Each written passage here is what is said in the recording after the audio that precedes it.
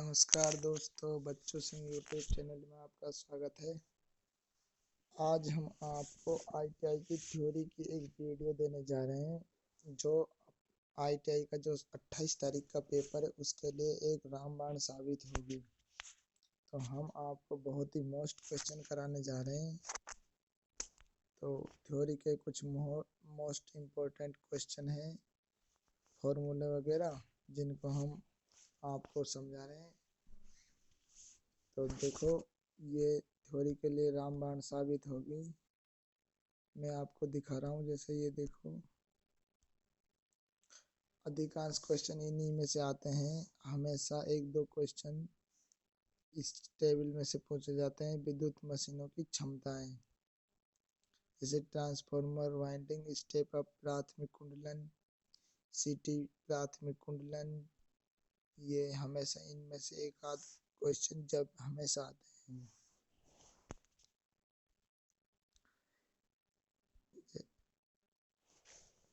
ये जो विभिन्न प्रकार के ट्रांसफार्मर की वाइंडिंग के संयोजन, इनमें से एक क्वेश्चन जरूर पूछा जाता है। जैसे उच्च वोल्टेज और उच्च शक्ति के लिए जो ट्रांसफार्मर चाहिए तो हमें कौन सी वाइंडिंग करनी पड़ेगी, तो स्टार स्टार। दूसरा, निम्न वोल्टेज और उच्च शक्ति के लिए तो डेल्टा से डेल्टा वाइंडिंग करनी पड़ेगी। यानी कि हमें अगर उच्च शक्ति चाहिए तो हमें स्टार भी कर सकते हैं और डेल्टा भी कर सकते हैं, दोनों। लेकिन अगर हमें पावर स्टेप अप चाहिए तो हमें स्टार से डेल्टा करनी पड़ेगी, और स्टेप डाउन चाहिए पावर तो हमें डेल्टा से स्टार। अगर पावर की बात करेगा वह, तो हमें देखना है कि लास्ट में स्टेप अप पावर यानी उच्च पावर के लिए डेल्टा और डाउन पावर के लिए स्टार लास्ट में आता है। लास्ट का मतलब है ये सेकेंडरी वाइंडिंग बोले तो।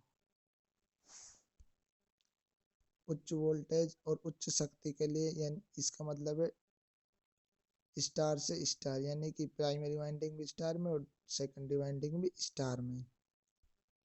और निम्न वोल्टेज और उच्च शक्ति के लिए यानी डेल्टा डेल्टा, यानी प्राइमरी भी डेल्टा में और सेकेंडरी भी डेल्टा में। ये प्राइमरी और सेकेंडरी वाइंडिंग के संयोजन बता रहे हैं। उसके बाद है ट्रांसफार्मर संबंधित महत्वपूर्ण सूत्र। देखो, इन सूत्रों से संबंधित रिलेटेड क्वेश्चन जरूर पूछा जाता है आईटीआई में। तो बिल्कुल इस जो ट्रांसफार्मर रेशो, इस सूत्र से पूछा जाएगा। एक ट्रांसफार्मर की प्राइमरी वाइंडिंग में जैसे 400 टर्न है, सेकेंडरी वाइंडिंग में 600 टर्न है, तो प्राइमरी वाइंडिंग में 40 वोल्टेज आता है, तो सेकेंडरी वाइंडिंग में कितने वोल्टेज आएंगे, ऐसे कुछ पूछा जाता है। या तो वो टर्न और वोल्टेज के फॉर्म में पूछता है या टर्न और एम्पेयर के फॉर्म में पूछता है। तो हमें ये के बराबर में ट्रांसफार्मर रेशो वाला सूत्र लगाना है और इसके से आंसर आ जाता है। इसी फॉर्मूले से बेस से क्वेश्चन आएंगे। तो मैं आपको बहुत ही मोस्ट बता रहा हूँ। बाकी ट्रांसफार्मर वोल्टेज का रेगुलेशन का भी फॉर्मूला पूछा जा सकता है। ट्रांसफार्मर वोल्टेज रेगुलेशन का फॉर्म में ये हमें इसको उल्ट उल्ट कर देता है। वोल्टेज नील वोल्टेज लो वोल्टेज साइड वाली माइनस फुल वोल्टेज साइड बटा में फुल वोल्टेज, इसको इधर रखता है, कभी इसको इधर रखता है, कभी गुणा में 100 नहीं देता है। तो परसेंटेज वोल्टेज पूछे, अगर वोल्टेज रेगुलेशन में परसेंटेज लगाएगा तो 100 आएगा, अन्यथा नहीं आएगा। ये प्रश्न में ध्यान देना है हमें। और ट्रांसफार्मर वाइंडिंग में उत्पन्न ईएमएफ वगैरह भी पूछा जा सकता है। बाकी ईएमएफ तो कम ही पूछता है। मेन तो ये जो के ट्रांसफार्मर रेशो, इस फॉर्मूले से क्वेश्चन आते हैं। और ट्रांसफार्मर की क्षमता आउटपुट शक्ति बटा इनपुट शक्ति परसेंटेज में पूछे तो इंटू 100 लगाना है। शून्य लोड पर ट्रांसफार्मर द्वारा ली गई शक्ति वेस्टेज ऑफ शून्य बराबर में शून्य लोड पर द्वारा ली गई शक्ति यानी पावर ऑफ शून्य पावर वी पावर होता है V I into cos phi. तो ये देखो, इससे जरूर क्वेश्चन पूछे जाएंगे। उसके बाद ये आ जाता है तीसरी सारणी, एडी करंट क्षति। एडी करंट छत्ती में कौन कौन से लॉस होते हैं। कोर छत्ती लेमिनेटेड बनाई जाती है एडी करंट छत्ती को कम करने के लिए। हिस्टेरेसिस छत्ती को कम करने के लिए कोर सिलिकॉन स्टील की बनाई जाती हैं। लोहे छत्ती को कम करने के लिए कोर सिलिकॉन स्टील लेमिनेटेड बनाई जाती है। कॉपर छत्ती को कम करने के लिए वाइंडिंग कॉपर की और शीतलन व्यवस्था की जाती है। कॉपर क्षति नहीं हो इसके लिए हमें अच्छा तो शीतलन रखना चाहिए ट्रांसफार्मर में, और वाइंडिंग में जो कॉपर की कर देनी चाहिए, तो कॉपर शीतलन नहीं होगा, कॉपर हानि नहीं होगी। और लोहे क्षति को कम करने के लिए कोर सिलिकॉन स्टील की करके बनाने के बाद उसको लेमिनेटेड किया जाता है। अच्छा, ये दो क्वेश्चन हमें से एक पूछा जाता है, या तो एडी करंट पूछा जाएगा या हिस्टेरेसिस क्षति पूछा जाएगा। तो इनमें क्या है, बच्चा अक्सर कंफ्यूज हो जाते हैं। एडी करंट पूछ लिया तो कोर सिलिकॉन कर आते हैं, सिलिकॉन स्टील की बनाई जाती है, इसलिए ये दोनों उल्ट पुल्ट हो जाते हैं। तो इसको देखो, एक ट्रिक से याद रखना, एडी करंट क्षति है।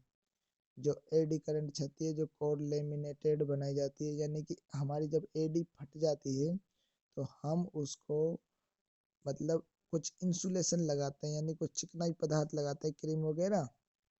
तो ध्यान रखना, अगर एडी करंट पूछा जाए तो समझ लेना कि उसके लिए उसकी हमें कोर लगानी पड़ेगी, यानी लेमिनेशन करना पड़ेगा उसका। तो लेमिनेशन से मतलब लेमिनेटेड याद रखना। तो एडी करंट है जो लेमिनेटेड बनानी पड़ती है अगर एडी करंट खत्म करना है हमें तो। उसके बाद दूसरी बचेगी हिस्टेरेसिस क्षति, उसको अपने आप कोर सिलिकॉन स्टील की बनाई जाएगी। और वैसे भी एक ध्यान रखना, हिस्टेरेसिस इसमें भी टे आ रहा है, और कोर सिलिकॉन स्टील की बनाई जाती है उसमें भी टे आएगा। ऐसे ध्यान रखना, ये मैंने आपको एक कंफ्यूज नहीं होना ऐसी ट्रिक बताई है। इनमें क्या है, बच्चे अक्सर कंफ्यूज हो जाते हैं और बच्चे सवाल गलत कर जाते हैं, तो ये ध्यान रखना है आपको। उसके बाद ट्रांसफॉर्मर डायरेक्ट पूछा जाता है क्षमता। डिस्ट्रीब्यूशन ट्रांसफॉर्मर कितनी वोल्टेज तक का बना होता है, बना सकते हैं हम तो 5 kVA से लेके नहीं 2000 kVA क्षमता तक बना सकते हैं। पावर ट्रांसफॉर्मर ये आप देख सकते हो चारों सारणी में लिखा हुआ है 2000 से लेके 20,000 kVA तक। लो टेंशन ट्रांसफॉर्मर 15,000 kVA तक बनाते हैं हम, और हाई टेंशन ट्रांसफार्मर है जो 15,000 kV से अधिक के लिए बनाते हैं। उसके बाद ये आता है एडी करंट क्षति और हिस्टेरेसिस क्षति।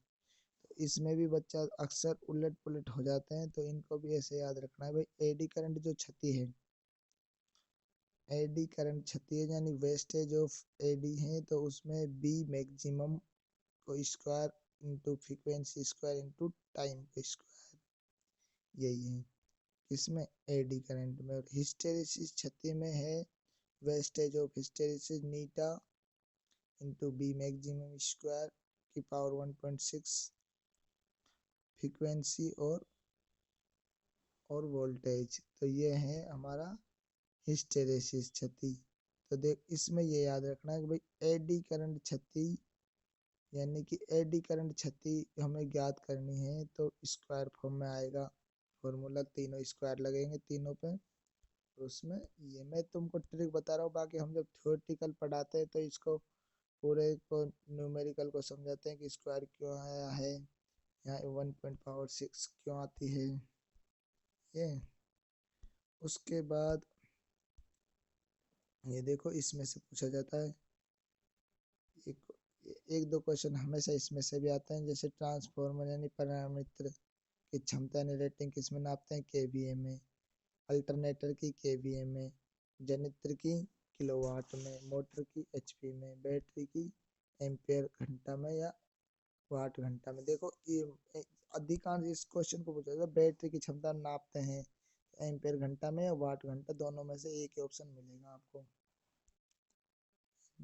और एनर्जी मीटर यानी ऊर्जा मापी की, जो हमारा एनर्जी मीटर होता है घर में आज जो मीटर लगाते हैं उसको बोलते हैं एनर्जी मीटर हम। ऊर्जा मीटर उसको KWH में किलोवाट घंटा मापते हैं। उसके बाद फ्यूज या सर्किट ब्रेकर है जो KVA या MVA में नापता है।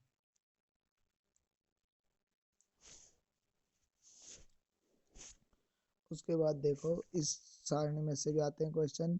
ओम का नियम समानुपाती है ई समानुपाती आई। आइंस्टीन का नियम ई बराबर में एम सी स्क्वायर। ई बराबर एम सी स्क्वायर है, इसमें दिख नहीं रहा सही। किरचॉफ का नियम, दो नियम है, एक तो किरचॉफ का धारा नियम, एक वोल्टेज नियम। धारा नियम का तो आप जानते हो, आने वाली धारा और जाने वाली धाराओं का बीजगणितीय योग शून्य होता है।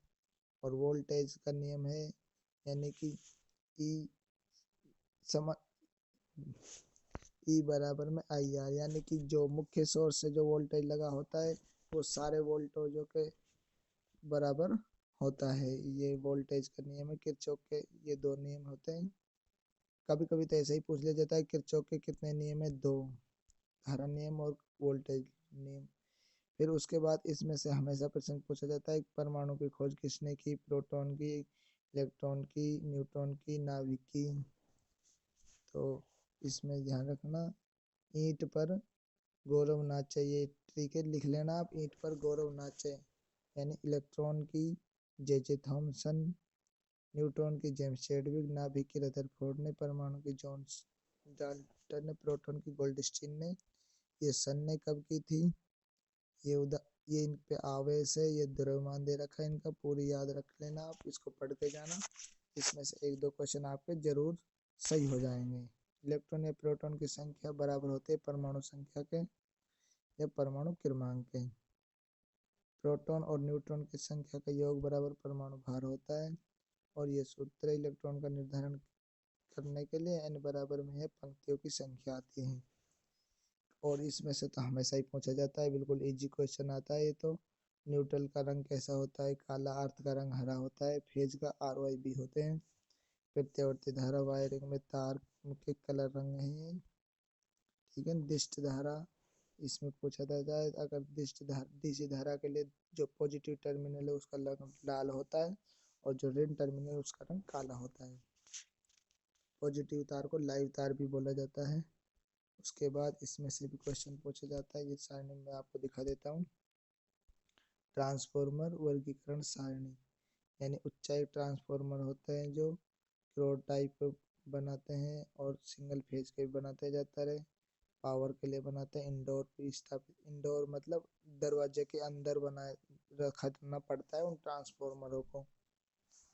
और ऑटो ट्रांसफॉर्मर, ये ट्रांसफॉर्मर के प्रकार दे रखा है। शीत नल प्रणाली है, कौन कौन सी काम आती है, प्राकृतिक हवा शीतलन, तेल शीतल, ऑयल शीतल, जल शीतलित और वायुदाब शीतलित। तो अब ये प्रणाली हम थ्योरी में इनको पढ़ाते हैं तो मैं जल शीतलन तो अजीब सा लगता है, लेकिन जल से भी ठंडा किया जाता है ट्रांसफॉर्मर। देखो जब थ्योरी में पढ़ाया था मैंने तो तुम्हें ये वीडियो आपको मिल जाएगी, वीडियो मेरे यूट्यूब चैनल पे देख लेना आप।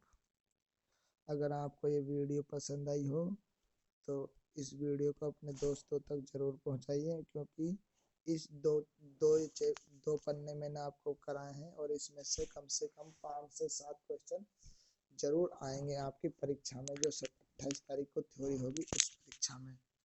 तो मैं आपको समझता हूँ कि आपको निश्चित ही सफलता दिलाएंगे और आने वाली वीडियो को जरूर आप देखना। उसमें से भी मैं आने वाले वीडियो में बहुत ही अच्छा कंटेंट देने जा रहा हूँ आपको वीडियो से परीक्षा से संबंधित। तो आप मेरी 2-3 वीडियो 28 तारीख से पहले देख लेना, आपको निश्चित ही ITI में सफलता मिलेगी, ऐसा मैं आपको विश्वास दिलाता हूँ। तो दोस्तों वीडियो लंबी होती जा रही है, अगली वीडियो दूसरी वीडियो में देंगे। और इसके बाद धन्यवाद। अगर आपको पसंद आई हो तो जरूर शेयर जरूर कर देना इसको बच्चों के पास, ताकि आपके भाई बहन कोई भी फेल नहीं हो ITI में, जल्दी से उनकी ITI क्लियर हो जाए। ओके।